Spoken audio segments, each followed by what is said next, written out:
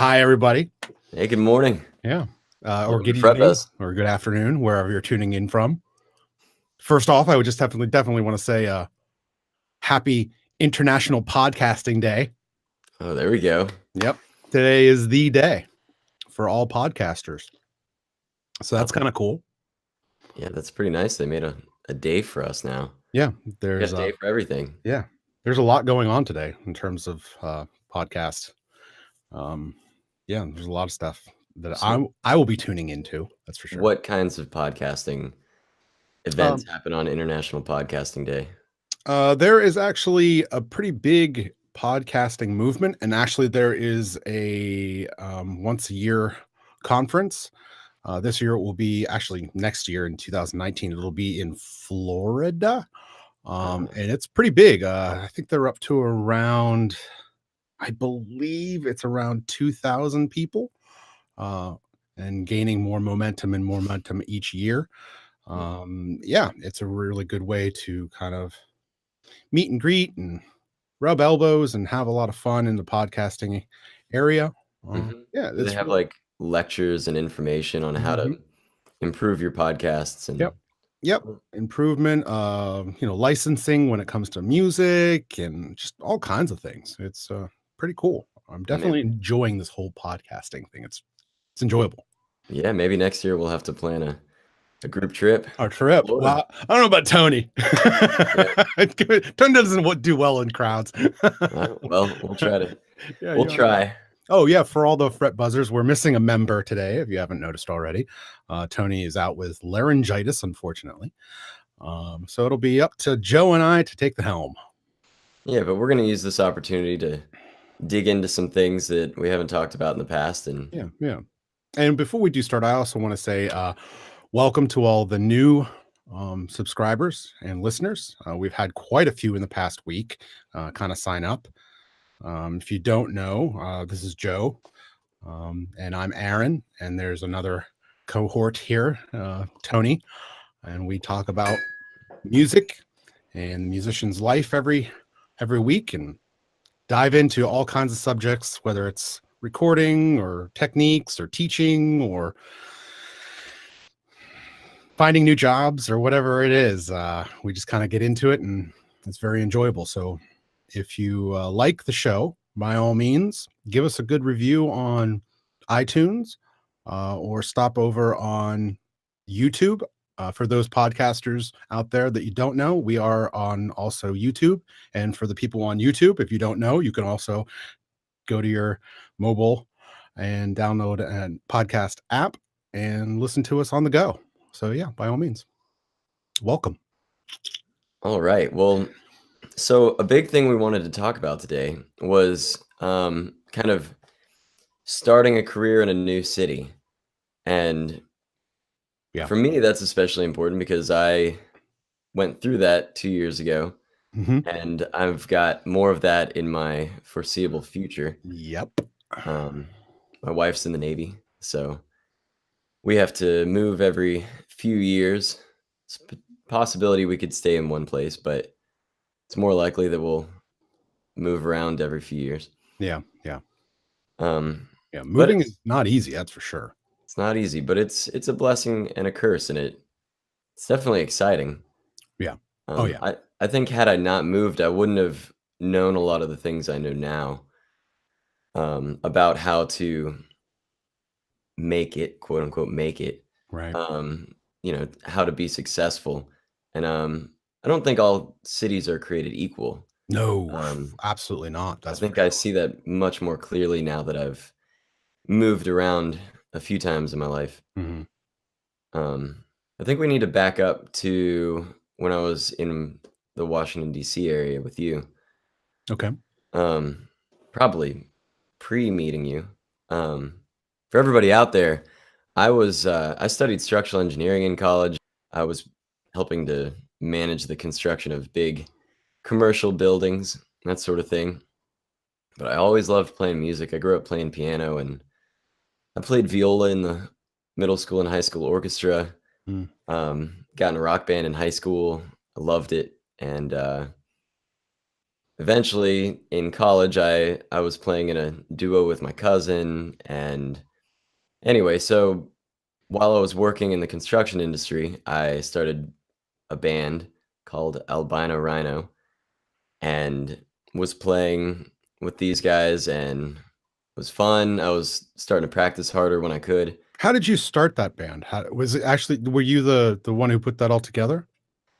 So I was working with a guy named Ren, Okay. and we both had essentially the same job for the same company. Okay. And we got to be friends, and he played acoustic guitar. Well, he played guitar and I played guitar, and we got together a couple times and just played some music. And then I decided I wanted to get a drum kit, and I started learning how to play the drums. Okay. And he came over and he started wanting to play my drum kit while we were playing, Right. and he had a little bit of experience, and he kind of took it over. Yeah. He kind of like stole the drums from me, but which It's was cool. fine. I Yeah, you know that's I cool. loved playing the guitar, so he'd come over and play the drums, and I'd play guitar. We'd both sing, and we ended up getting this gig at a place called Dogwood Tavern in Falls Church, right outside of DC, Yeah. and played a couple gigs there. We put out a Craigslist ad for a bass player because we kind of had this Black Keys, you know, garage blues rock thing going. Right. We put out an ad for a bass player, and this guy named Avi shows up. He's the first guy we interviewed.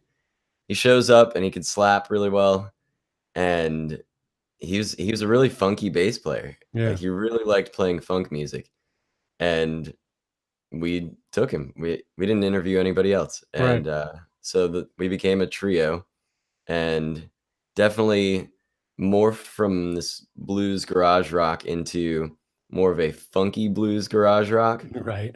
And then we ended up playing a lot of funky blues, and as we got into it more, we started doing more like jam band kind of stuff, and Yeah. we got really into extended improvisation and stuff like that.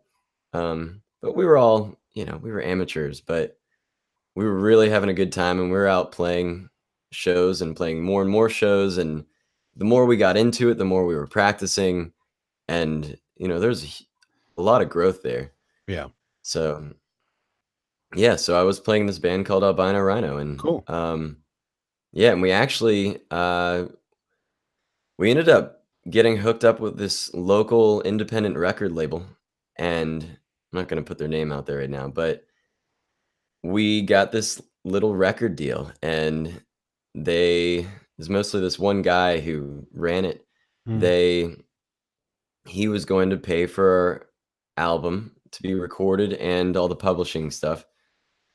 Huh. And And yeah, that and so and that didn't happen. well, it's not that simple. It kind of did happen, No, kind of oh, no, didn't. no, I say that because that's usually what happens is somebody says something and then it doesn't follow through, but I'm just Uh, joking. I'm just no, no, you are right. We got, I mean, it seemed like all, our dreams were coming true, was Yeah, what yeah, it yeah. felt like. And we Yeah. were really careful with the contract, and, didn't hire a lawyer, but we had some lawyer friends kind of read over it and give us some tips. And, I read it, all 20 pages, whatever, Yeah. line for line. And we made amendments to make sure that we owned our songs in the end and things like that. Okay, so that I mean that for anybody in the audience is extremely important. I mean, I'm sure there's a lot of people out there that will have the opportunity to do something like that, and I just want to highlight how important it is that you go over everything and make sure that you indeed own the rights to your own music. And I mean, that's just that could get real hairy real quick there. Yeah. Yeah, and it's not even reading it, it was hard to tell, and so we ended up writing up amendment or addendum Yeah. that was very clear, like, this we will own our songs forever. Yeah. The record label had at least equal ownership of the actual recordings, Right. but we still had the rights to the songs, the lyrics and the compositions. Right. Right. Right. But yeah, so we really thought there was a little while where we really thought we were going to make it. We had some financial backing, and We were getting paid studio time, which was amazing because none of us had studio experience. Right. So we were going in on somebody else's dime and, you know, really learning a lot about how to, the recording process, and Yeah. actually making some tracks that started to sound much, much better than our garage recordings. Yeah. Yeah. And I got recruited to play lead guitar in a band called Bells and Hunters. Mm. They were another local Arlington, DC band that had been around for, I think, 8 years at that point. I Wow. was like their fifth lead guitarist. I was driving their lead singer, rhythm guitarist crazy. Kept getting attached to these lead guitarists, and they keep moving away. Yeah. That's how DC kind of is. It's a transient city in a lot of ways. Yeah. But True. so I was getting really into it. I was playing shows at night, and sometimes we'd be out until 2 in the morning. And then construction industry, especially in DC, a lot of times they want you to be at work at 6 a.m., sometimes 5:30, I was gonna which say, yeah. it's a big region. That means maybe you need to leave home at 4 or 5, so you're waking up at 3:34. Mm-hmm. I mean, it was brutal. So I got to the point where I realized that I needed to make a choice in my life. Yeah.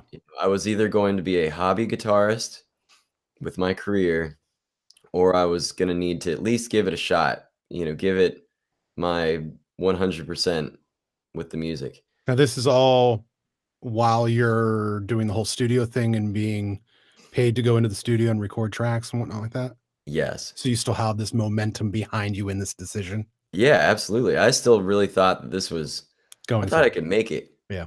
I mean, and looking back, it was very naive, incredibly naive, but I understand what I was thinking at the time, and there were a lot of things going my way, and honestly, I'm really glad I was that naive. I mean, Right.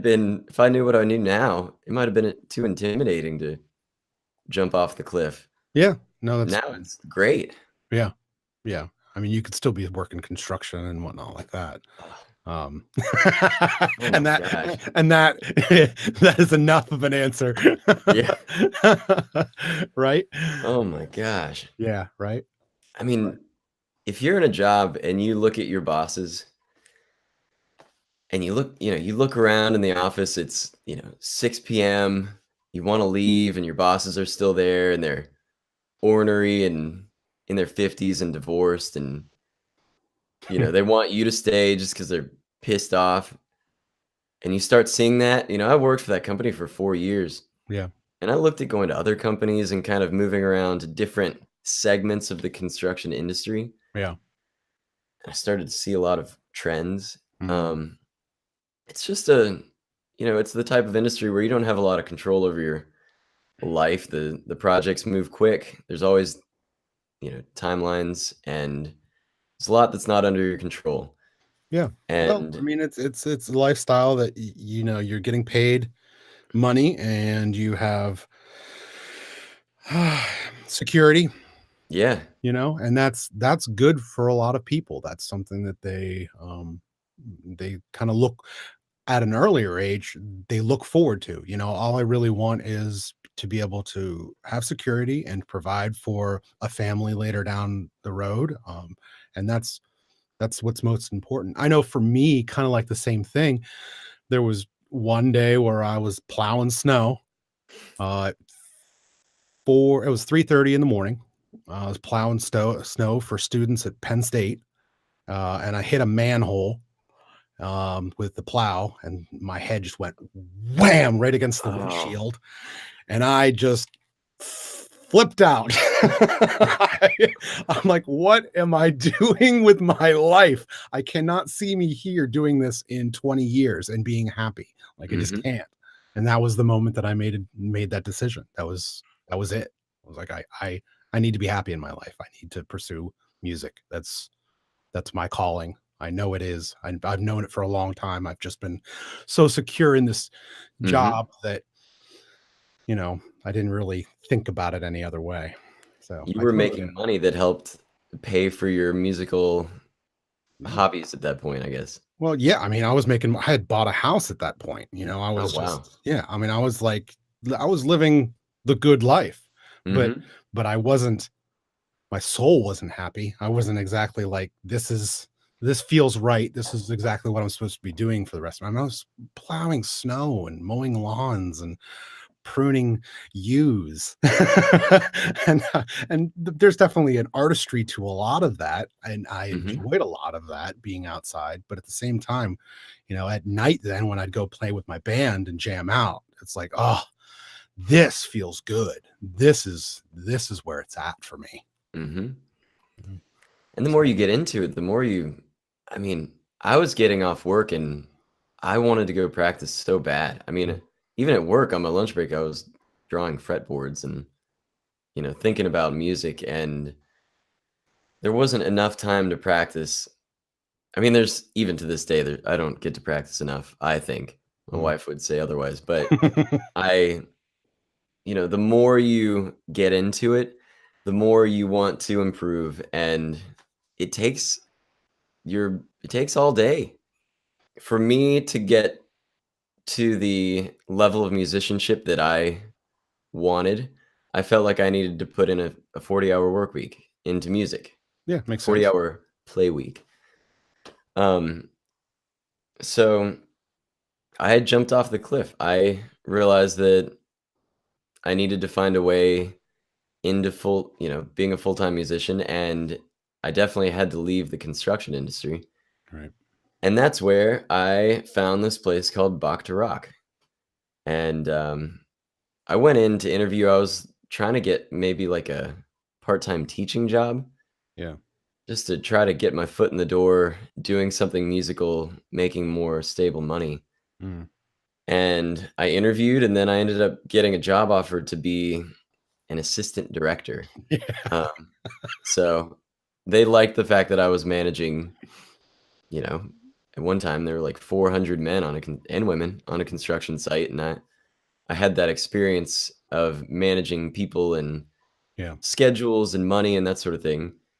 And so it actually seemed like it was perfect. Yeah. I was Good going to fit. get a salary and I had some stability. So I kind of had a parachute as I Mm. jumped off my construction cliff. So yeah, so I ended up going to work for this music school. It's a competitor of School of Rock, Mhm. called Bach to Rock, which was at that time just a DC region chain. I think Yep. there were like 7 locations at that point. Yep. And while I was there, it actually went corporate, Mhm. and there were a lot of changes that happened then. Yeah. Yeah. Um, We're up to, I think, 30 some schools nationwide. yeah, yeah. So it's really growing. Um, and so yeah, Bach to Rock was a game changer for me. One, because it was my entrance into the musical world. Two, because Aaron Sefcik walked into my life, or I walked into his life, I Yeah. guess. Yeah. I walked into your territory. Mhm. You had been there for how long at that point? This was 2014? I just had my 10-year anniversary, so 14. It's been 6 years. Wow. They f Congrats on that. Yeah, no, yeah. They actually filled my entire room with, like, 3 feet of balloons. That's awesome. Yeah, it was cool for about the first week, and then I was like, "I can't teach. There's balloons Oh everywhere." gosh. But yeah, that's thanks to Kiko. She That's yeah, awesome. yeah, it was awesome. But yeah, so that I must have met you, about 5, 6 years in. Yeah, it was July of 2014. Mhm. Okay. Yeah, Yeah. so yeah, Bach to Rock. I mean, I realized that it's not where I wanted to be. I didn't want to be an assistant director or a director as my career, but it was overall a very positive experience. And the people I met and the things I learned while at Bach to Rock were incredibly influential in my life. Mm. I mean, like right off the bat, you and I kind of hit it off talking about music and the guitar, and you're like, you got to check out this guy named Paul Gilbert. He's got this hour long or 2 different hour long teaching videos on YouTube that you can watch for free. Yeah. Obviously, he released it as a DVD back in the 80s or 90s. Yep. Or maybe he did one a decade later. Yeah. That was a game changer for me. I mean, that like my whole style changed from this very Stevie Ray Vaughan driven thing with a lot of funk added to this Paul Gilbert, these, 3-note per string scales and Yeah. Very these, technical. yeah. Yeah, it really changed things. And then you had this grand idea of having a Bach to rock instructor band Yeah. and It was brought me time. in. Yeah. It was time. I definitely knew that there was enough talent around me at that time. Things just didn't seem that I tried it before in the past, but it wasn't exactly it wasn't exactly what I kind of thought it should be or could be. Hmm. And then when you came along, it was I don't know, I just kind of had this moment of now's the time. I'm going to try to put together this all original band where everybody kind of has input. Hmm. Um, and yeah, it worked out great. It was wonderful. Yeah, it was the most collaborative project at its core I've ever been a part of. Yeah, me as well. Yeah, people would bring either songs that they had completely written but were open to modifications, Hmm. um, or they'd bring just an idea of a song and we'd literally co-write the song as a quintet Yeah, in the rehearsal space. yeah, yeah. It Some was of the fun. Yeah, it was really fun. It Yeah. was inspiring to see that musical process and have so many different personalities. And like our piano player saw music differently than we did as guitar players, Hmm. and he'd bring a whole different kind of sound to the song that we might have had in mind. Yeah. And our Well, I mean, same with our drummer and bass player, it was yeah, it I'm was just gonna incredible. say everybody did. The bass player had a different viewpoint. The drummer had a viewpoint. Even you and I had different kind of views on how we could approach things, and it Hmm. melded quite well together. Yeah. It was very nice that to work with professional musicians who weren't egotistical and it's the me show and all that kind of stuff. We were very willing to work with each other and Hmm. take each other's ideas and, ooh, I haven't thought about that, or hey, maybe try a little bit of this here. And we were very open in it. And we ended up creating, like, I think at the end there were 15, 16, 17 songs that we actually had created. Yeah, and we Um, recorded at least 8 or 9. yeah, yeah. Uh, there at the studio, I would record, and I've said this multiple times on the podcast, is I highly encourage everybody to record their practices so everybody can listen back. But I mean, I've always been in that practice. But since we were actually in a recording studio, I took it upon myself to every session set up all the microphones and set up the session and record every single take. And he Um, did for everybody listening, Aaron didn't just put a room mic up. Aaron mic'd every instrument like it was a professional recording studio. yes, I He'd be did. like, "Here's your E609 mic," and put it on my amp. We'd put one on his amp. Yep. Every instrument got its own mic, or the drums had multiple, and you actually mixed stuff and would Mhm. sometimes pull out, raise the level on my guitar for me so I could hear what I did, and Yep. it was incredible. Yeah. No, I because I've done that all my life. Um, I know how beneficial it is to every single player and musician. And I enjoy the process. I know there's a lot of people out there, most people out there would probably say, "Wow, you're crazy." Uh, that's just for band practice. But yeah, absolutely, and it helps out. I would listen to every single session multiple times. I would take people's parts out so they could just hear certain parts or rhythms, because it's very beneficial to be able to analyze what you've done or a fellow member has done, and it helps you out. It really, really does, because there are many times within band practice that you're so focused on what you're doing or the overall sound that sometimes you miss details that can help you later on and making the song that much better. maybe the drummer did some kind of fill that he continually does, and I noticed like, ooh, he keeps on doing that. Maybe I'll make a fill or a run around that, and they'll kind of Mhm. meld together or something like that. So yeah, absolutely. I know I was insane with the whole thing, but nonetheless, I loved it.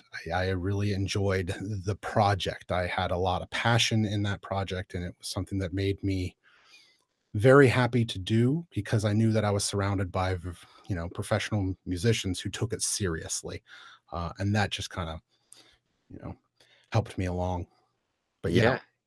so yeah, by the end, there were a good, 17, 18 songs, and yeah, we did record quite a few of them. We had our first EP, which had 4 songs on it.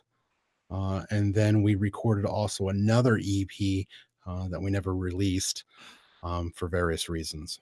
Yeah. But yeah, the whole thing was very enjoyable, and I'm Mhm. very glad that Joe stepped in. Yeah, and that was the Kairos Quintet for Mhm. everybody. If anybody does wanna check it out, Yep. not all the recordings are available, but, the original EP, I think most of those tracks are still available. Yeah. Um, yeah, so that was you and I got to know each other really well through that and stay late on Tuesday nights after, because Bach to Rock, any sort of music school like that, you're gonna be teaching mostly majority are gonna be, um, kids and teenagers, Hmm. and they have to go to school. So, the bulk of the teaching hours are from 3 or 4 in the afternoon until 8, 9 o'clock at night. Yep. And so we'd start rehearsal at 9, 9:30, practice till midnight, Yep. and yeah, and then I had like a 45-minute drive home. Yeah. Um, but yeah, so we really got to know each other, and I learned so much, and I learned how far I had to go. It was enlightening. Yeah. Yeah. You gotta play with better musicians to realize how much more there is to learn and to wanna step your game up. Yeah. It's And true. I think that, being surrounded by all the great teachers at Bach to Rock, I really started to feel like I wanted to improve myself, my own musical abilities, and I decided that I didn't want to work as a director and assistant director and for the rest of my life, and Right. I was still on this cliff jumping phase of my life. I'd been there for like, in the end, I think I was at Bach Rock for about 8 months. But I ended up going and I tried out for George Mason's jazz program and thinking like, okay, jazz is complex music. If I learn jazz, I can learn anything, was kind of my view on it. I mean, I liked jazz. I was pretty naive about jazz at that point. Right. I showed up for that audition and I'd learned my couple audition pieces, and I played them, and they wanted me to sight read some music and play a jazz solo, and I was like, "Well, that's why I want to come to school here." And they're like, "No, no, no. It doesn't work like that. You need to be able to play jazz in order to get into music." They're like, "We love your enthusiasm. You obviously can play your guitar in other styles, but." They set me up, and I studied privately with Rick Whitehead, one of their professors, and yeah, I did that for, I don't know, 4 or 5 months, and actually learned enough. I really got started with jazz then, Yeah. and then I re-auditioned, got in, and said goodbye to Bach to Rock. Hmm. And I went back to George Mason, or I went to back to school to try to get an undergraduate degree in uh, jazz guitar performance. But I also took all the music education classes Right. because I had an undergrad in structural engineering, but like I couldn't get into a master's program in jazz. I was like, I needed to Right. take all the undergraduate classes. They're just such different programs. I Oh, didn't care what it was called. I didn't care that I was getting another undergrad. I just wanted the knowledge. right. Right. Absolutely. Yes. Um, I want the information. yeah, yeah. And I mean, looking back, for me, with my personality, Hmm. going back to school was the greatest thing I ever did with my life. Yeah. I would not be who I am today. I don't think I would have the success that I'm having currently if I didn't go back to school. I remember the day that you had actually said, "I think about going to school," and I was like, "Do it." Yeah. I Yep. was I remember, like, pushing you hard on that, just being like, "Look, you're young, you're not gonna have the opportunity again. Do it." Yeah. That's true. You did. I kind of forgot about that. Oh, no, I I was hard pressed on making sure that you went to school. I I remember that. I remember you Yeah. saying it, and I was like, "Don't even think about it, like, just go and do it, man." Yeah.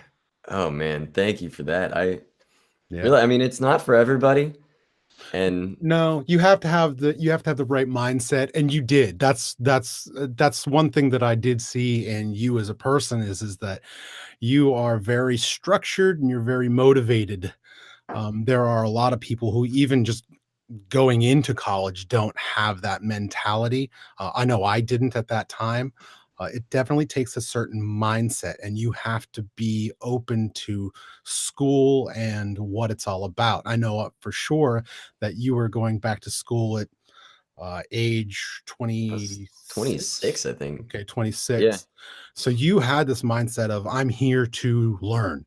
And a lot of younger kids, 19, 20, 21, have this mindset of, I'm here to explore who I am as a person and do a little bit of partying. And I'm no longer living at mom and dad's house anymore. And you were well past all of that. And you were on a path. So to me, school was perfect for you. And I knew that you would get a lot out of it. And obviously you did. That's great. Yeah. Yeah, I mean, school is the thing about school. I mean, if you wanted to be a professional jazz player, Mm, the better option might be to go to somewhere with an incredible jazz scene and just like get in there yeah. and study under, pay for private lessons with the best players around and Yeah. play, play, play, play, play. Yeah. Immerse yourself. Immerse yourself completely. However, I'm still not convinced I want to be just a professional jazz guitarist. I mean, I love playing jazz, Right. but I love all music and I love all aspects of music, whether it's the performance, the teaching, the composition, the getting to podcast and talk about music. Yeah. Um, School makes you very well-rounded. You have to take classes in piano, ear training, so you're actually learning how to hear the intervals and the melodies and being able to sing them. Hmm. It wasn't a vocal technique class. It was actually training your ears, your singing scales. You were reading sheet music and they'd give you a starting pitch and you'd actually sing the melody that was written just by looking at it and using your ears and your intervals. Yeah. And That process is gosh. that's brutal. Well, it's brutal, but I mean, think about how much you learn from just that process and Oh yeah. knowing where, okay, on a piece of paper and looking at and previous to going through all of that, looking at a interval on a piece of paper, it's like, yeah, major third or minor second or whatever that is. But actually going through the physical process of singing it and speaking it and getting out of your head and making it so it's like audible, Yeah. that process is night and day. It changes things. I mean, that's the same thing with like when I sit down with students to teach them is like, yeah, I know you're counting that in your head, but I want to hear you. I actually want to hear you go one and two and three and four. And Hmm. while you're playing, that is a very difficult task. And once you go through that process, on the other side of that, things just kind of click. They make sense. But before that, in this whole idea of, yeah, I get it. Yeah, it's major third, or yeah, it's one and two and three and four. And it's like, no, no, no, no, no. You actually need to go through that process. That process of going through that vocal, that's whew, Yeah. so beneficial. It helps you learning to play songs by ear. It helps you when you're improvising. You can hear your melodies in your head Mhm, before or as you're playing them. mhm. Yeah, it's incredible. It was 9 a.m. in the morning after fighting Northern Virginia traffic. It was the first part of my day. We'd be in a big circle in that ear training room, and he'd just call on people, sing number 84, and oh, he was brutal. You know, you had to. Good I was time. more nervous about that class than anything else I took in music school. I mean, some people it came easy to them. That was Yeah, I had to go a longer way. I didn't have as much background in that, right, and I mean, if I ever have kids, they're gonna be practicing ear training from like the moment when they're born. right. I don't know. I'm gonna have them doing it at least when they're able to talk and think about it. Yeah, This major or minor, play the chord, start training their ears young. yeah. But yeah, so we took classes in piano. We took classes in ear training, took music theory, music history. I took all these classes in all the different instruments. So I took high strings, so violin, viola, took low strings, bass and cello. I took woodwinds where I got to play saxophone, flute, clarinet. Um, I took percussion. I took class guitar where I actually took a class on teaching guitar. I was a jazz guitar major, but there were all kinds of students in there. And Yeah, I actually learned a lot from that because it was more focused on teaching beginner students. And there's a lot that I took from that I use to this day. yeah. Um, but yeah, I really feel like I just became a better musician overall, and I diversified my abilities and skills. And now I'm very comfortable teaching piano and at least beginner, intermediate piano, drums, bass, any level of guitar.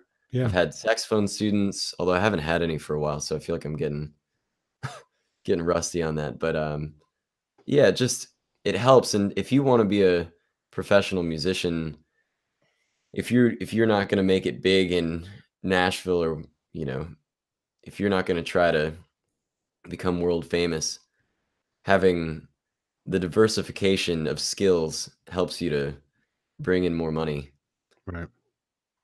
So yeah, school was great, but then my wife, she was my girlfriend at the time. She was inspired by my cliff jumping and decided to do a little cliff jumping of her own. And next thing I know, she's joining the Navy, and she got shipped off to Virginia Beach, and I had to make a decision whether I was gonna stick with her or not. Because yeah, 3 years of long distance didn't seem feasible to me, Right. and so I left the DC region and I moved to Virginia Beach. I left 3 bands.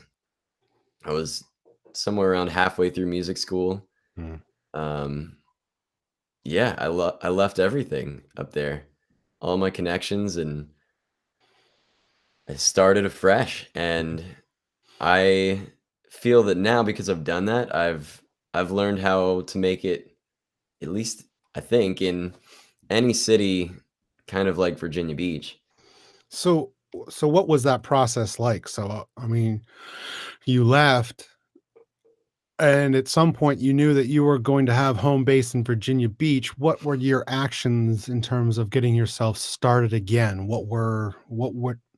What things did you, set up so that when you actually moved there, or I mean, how, like, even that, how much preparation beforehand did you do, or what did it look like once you actually got down to Virginia Beach, and how did you set up shop?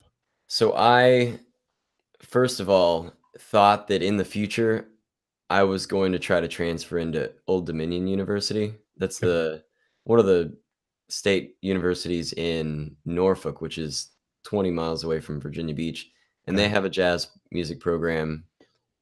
That was what I thought was going to happen. In the Okay. meantime, the very first thing I did was I went into the studio and paid to get professional demos done. I did a few jazz tunes, just solo jazz guitar, and I did a few of me playing acoustic guitar and singing cover songs. Okay. And what was And that for? I paid a friend to help me build a website, which is Okay. still out there, joemcmurray.com. So I put together a professional looking website and with actual professional demos. Right. At least they seemed professional at the time. But yeah, so that way, once I moved to Virginia Beach, and I also got 1,000 business cards, and I went out and I started going door to door essentially to restaurants, bars, clubs, music venues. Not that there are a lot of music venues in This is Virginia all Beach. previous to you moving down there? All the website and the recording the demos was that couple months leading up to it. Okay. And then once you got actually down there, then you start doing door to door. Yeah, because I finished the semester at George Mason in May, and then Okay. I set a date of like mid-June to move. I think it was when my rent was up. Right. So I spent that month trying to prepare those things, the website and the recordings. Yeah. And then when I got down there, I started going out trying to get gigs. And one of the best things I did was I found this local farmers market, arts and farmers market right in my area. And I got an in with them. I asked if I could perform for free, Yeah. and I had to get a Virginia Beach business license, and they had me get one of those 10-foot by 10-foot like shade canopies, and Oh, yeah. Yeah. A tent. yeah, I had to get a tent, and I had to go out and get extension cords and all the stuff to be able to go out there and do it at the farmers market. I actually went and got a like science fair poster board Yeah. and stencils and made this poster that said free trial music lessons. And so that Perfect. was my deal with the farmers market people. I they didn't have to pay me because I Talk don't think about they would have. talk about exposure, man. Yeah. Like that's great. That's perfect. Yeah, there are hundreds of people walking around, local people, Yeah. moms and dads with Kids. kids. Yeah, and I would actually be out there and I'd play, but then I'd try to talk to people, and people would ask about the trial music lessons, and I would literally have a guitar there and another chair, and I'd give a lesson, like a Sit 10-minute down. lesson Yeah, to absolutely. anybody for free to try to hook them essentially. Yeah. Yeah, And absolutely. I got my first, I don't know, 5. I got several students, maybe it was 5 students from that. Awesome. I did that for like a year and a half, but yeah, I got my first students, and so I had like that little bit of income coming in, and that after about 6 months, those students and their parents were happy, and they started telling their friends, and it exploded all of a sudden. It doubled over the course of like a few weeks, Mhm. and ever since it's just been, I mean, now I've got a lesson right after this. It's Sunday. I've got 2 more lessons this afternoon. I've got students everywhere I can possibly stick them because How I many don't have ho time. how many students do you have? I think Roughly. it's around 30, Okay. and I perform a lot, so that's Right. kind of the problem I have. If I was teaching Full only, right, full I time. could I could take more students, but I mean, I had all my Monday, like 4 or 5 Monday students, and all of a sudden I got all these gigs come in on Mondays, and it's in Newport News, and so it's a hefty drive, but they pay well enough that it's worth it, Mm. especially if I can reschedule those lessons. Mhm. And so now I've pushed all my Monday students into every nook and cranny I can find in my schedule after school. So moving to a new area, farmers market is a very good way to kind of get yourself in front of people. Then the other question that I would have is, were there any tactics that you used that didn't work? Didn't work. Yeah. Huh. I mean, I definitely at one point tried to. So I was living in an apartment building, and I went to FedEx Kinko's and I made, I think, 200 copies of a flyer about music lessons. And I literally walked around my entire apartment complex, which had like 200 units, I think, Right. and slid these flyers under every door. I Okay. think it was like $20 worth of flyers and, at least several hours worth of effort. Right. I got 0 clients from that experience. Okay. Um, Good to know. I mean, yeah, yeah. I mean, I still would suggest it to other people. I mean, it may work for you. Yeah. My apartment complex apparently wasn't very musically inclined, Yeah. but that could be because of the type of place I was living in. Yeah, I'm just trying to Um, think of like, once you do move to a new area, what are all the possible things that would come to someone's mind in terms of how do I get myself out there and how do I advertise? I know like one of the first things for me, not right now because I don't know how relevant it is, but something like Craigslist, at least back in the day, mhm. I'd always see people kind of putting, an ad for Craigslist, or I do often see on what is it, Marketplace on Facebook, people will put out, in a local area, hey, I do lessons, whatnot like that. I find that those don't work very well. Um, I think mainly because there's no way of actually knowing as a paying customer what you're getting into and who the person actually is. That's why I kind of like what you did with the whole farmers market. Um, it gets it gets the potential customer away for them to actually know who you are, Really, know face-to-face interaction. right, know You're that you're not not a some kind of creepy guy. creep. Yeah. Exactly, some creep who's gonna take my children, Mhm, and you actually I can stand here and watch, what you're doing and say, "Oh, okay, this guy actually knows what he's doing," and so, yeah, I really like that idea of actually getting out there amongst the community and kinda making yourself, another name with amongst mhm. the community. That's great. Yeah.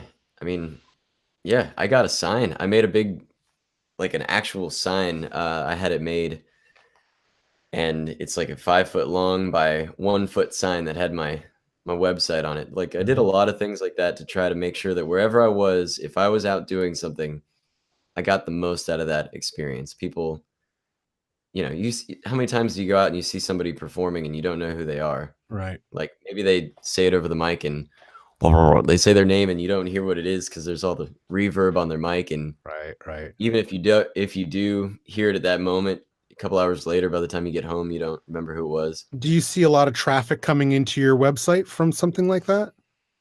A lot. I Uh, mean, do you see some? I'll say it's at that. Do you see some?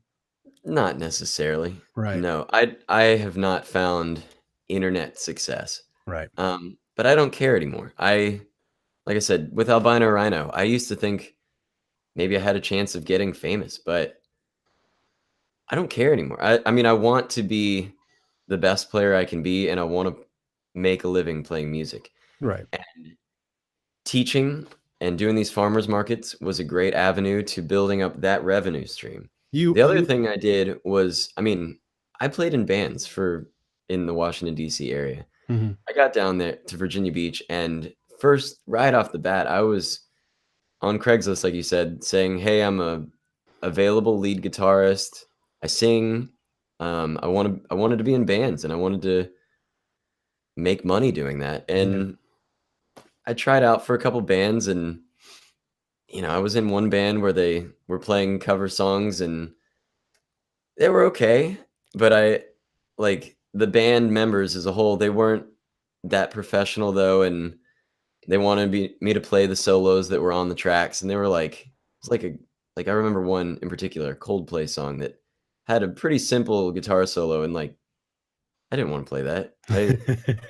They wanted me to like memorize that solo, and I was like, okay, this isn't the band for me. right, And they didn't seem like they were making good money, enough money for that to be worth it. right. They always talk about you need the three things. You need two of the three: good people, good music, and good money.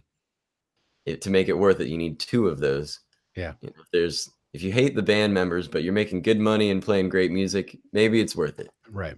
Um, or any of the other combinations. But, I started doing that. And one day at my apartment building, the wife and I went out to the grill to grill, they had grills outside in the courtyard, Yeah, okay. and there wasn't one available. So we asked this other couple our age if we could share the grill with them. Right. And turns out the girl was she worked with one of the resort companies in the area. And, we were talking about what we did. And she's like, "Oh, you're a guitarist. I need someone to play for an event that I've got." And literally that was a life changer.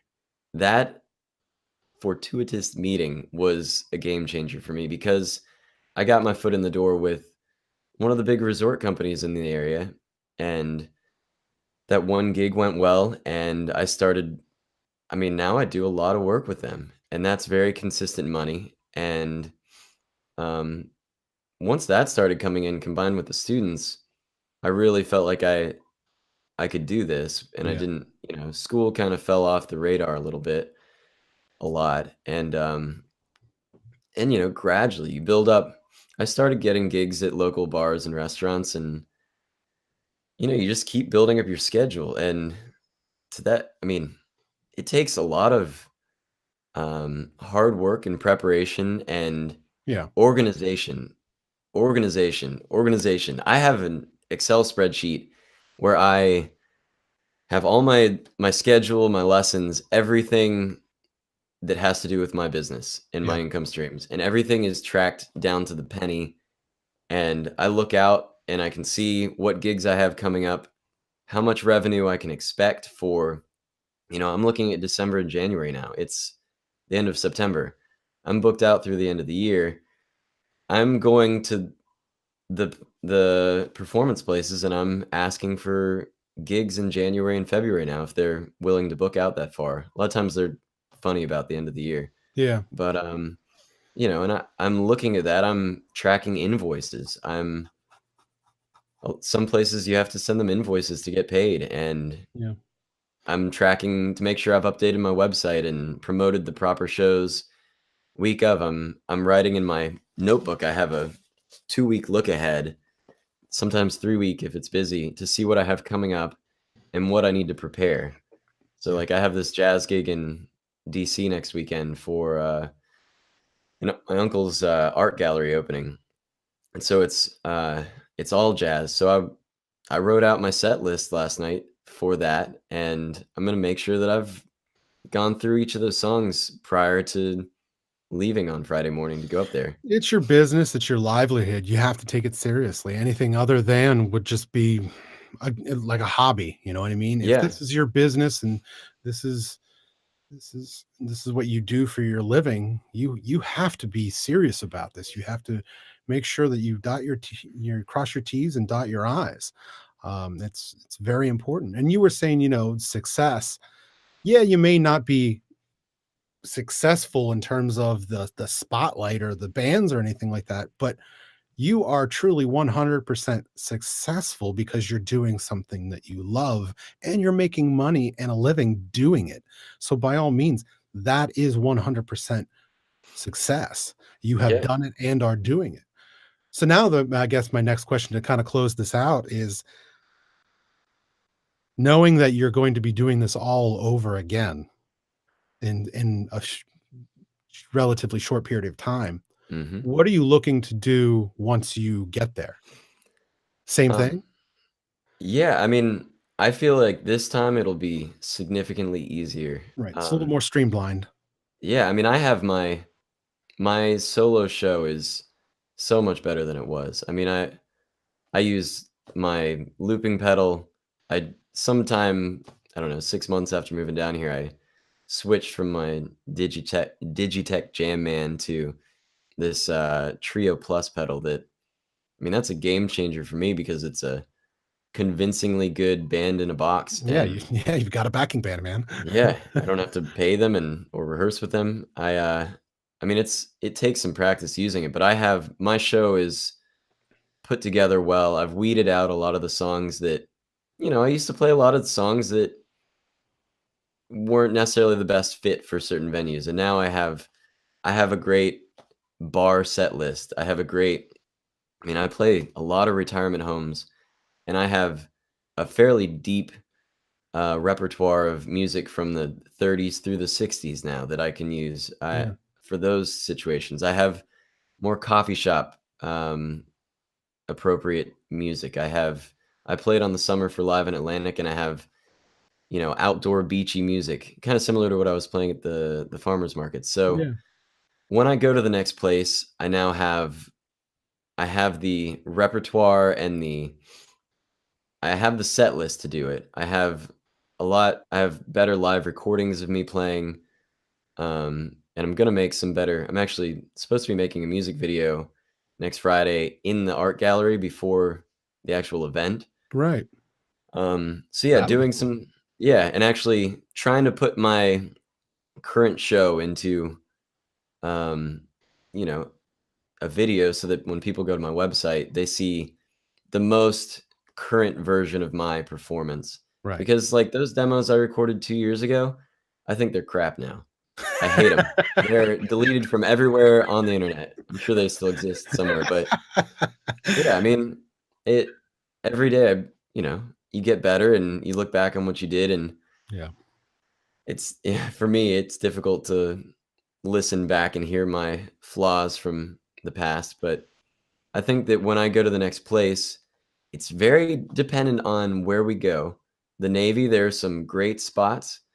Like, I think Hawaii would be amazing as a musician. Yeah. I think somewhere like Fallon, Nevada would be very difficult. I'd have to be probably going out to Tahoe and playing in Reno. Although I've been to Reno, that it's not exactly my scene from, just like what I'm used to, the type of music I like to play. But, Uh-oh, a here lot come of, all the angry letters coming in from Reno for Joe. yeah, no, it's nothing against the city, but No, I don't know that no, they I'm have kidding, the, joking. yeah, they, it really is place dependent. So Yeah. if I'm in on a deserted island somewhere, I'm gonna be probably doing more on the internet. I'm gonna be looking more into recording music for Netflix and commercials, like things like that. I'm gonna be doing fret buzz and internet lessons and things like that. Yeah. If I I'm in a big city, I might have to have a different approach than if I'm in a tourist town. Yeah. I know I with something that comes up to mind is something like, in episode 12, we mhm. had Brian Quinn Yeah, yeah. on the show, and, he had said something along the lines of how he works with a lot of Nashville, artists doing studio work, Mhm. remotely. So, even though he's not in Nashville, he's made a lot of connections there and does a lot of work for them as a studio player. So something like that would also be, um, an avenue, maybe not Nashville or maybe Nashville, but other studios that would be, um, looking for studio musicians to record. So that's always an avenue Yeah, as well. absolutely. I think that yeah, I think it really depends on where I am, and, I'm fortunate that I have the ability to go out and play shows on my own. I wouldn't wanna go on American Idol, but I'm comfortable going out singing, which I think is really helpful for me to be able to go out and play by myself. Mm. Um, and obviously, I love playing the guitar. I think if you were a bass player, you were a great bass player, you'd probably have to have a different approach. Maybe you could be a singing bass player. Maybe you could be a bass player who gets competent enough to um, perform using the guitar, but also having your bass with you and have some sort of unique solo show like that, where you kind of lay down a rhythm on the guitar or the piano, and then you play some awesome bass and sing. Yeah. Um, yeah, I think it's gonna be different for everybody, but I just being diverse. I'm I know wherever I go, I'm gonna be fine. I can teach enough different instruments that I can work with different people. I know that I can perform at different types of venues, so I have a lot of options open. So I just love playing music, and I'm passionate about it, and I feed that passion. I Right. think that anybody who's an artist knows that you can get in a rut, and the way that you get out of those ruts is by continually learning new things. I every day I work on something different. I get bored if I play the same songs. I get bored if I play the songs I know the same way for too long. I'm constantly reading guitar magazines, and I'm listening to new music. I love that we're all listening to albums, that we're each recommending albums to each other. We're gonna do a different podcast on that coming up. Yeah. New upcoming episode on albums, influential albums, which is very Yeah, exciting. It's very yeah. cool. Listen to music outside your box. It is Yeah. incredible. Go to music festivals, go to live music, and see people playing. You have to feed the passion. Yeah, you really do. You really do. It is to be able to call yourself a musician and a player is you have to exactly like you said, you have to feed it. You have to do it all the time. It's um especially while you're young. It's not as easy when you get a little older and have a family and kids. But it's yeah, there's something about, once you find something you absolutely love, just immerse yourself, do it, because you will find yourself getting in ruts, and um, the only way to break out of that is just kind of immerse yourself even more, and Yeah, you'll find that flame within no time at all. yeah. Half the battle is just sitting down with something. Yeah, If you can start doing it and you get into it, next thing you know, an hour's passed, and you get excited about it. yeah, yeah. It's very true. It's very true. This has been great to talk about all this stuff. Yeah, yeah. I enjoyed this. This is pretty all right. Yeah, I wish Tony had been here, but I hope he gets Oh, better. And he is here. I don't know if you guys heard all that dinging going on, but Tony is here. He really wants to be here.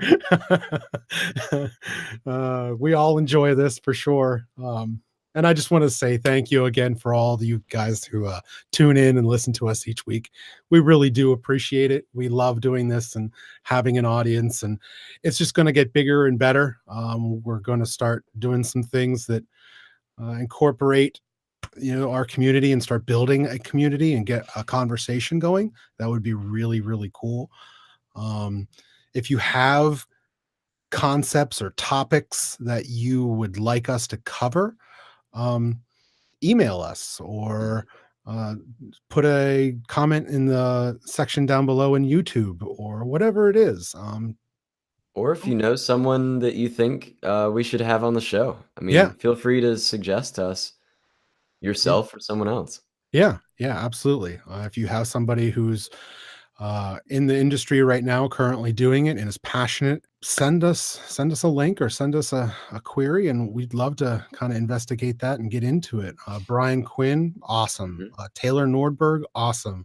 Next week we have another wonderful guest.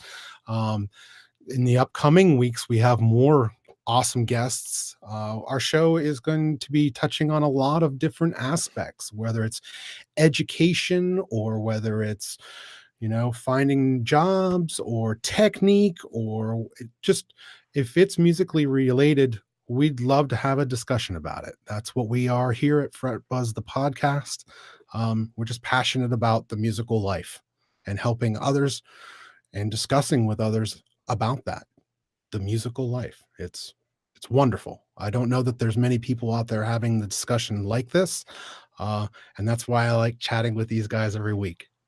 Yeah, we get to geek out about the things that we like the most. Yeah, that we're passionate about. Love it. And we were glad that you guys like geeking out with us. Yeah. Yeah, very true. So yeah, until next week, guys, have a good one, and we'll see you next week for the next one. Yeah. All right. All right, guys. Well, have a good day and enjoy. I'm gonna do a little breakdown. There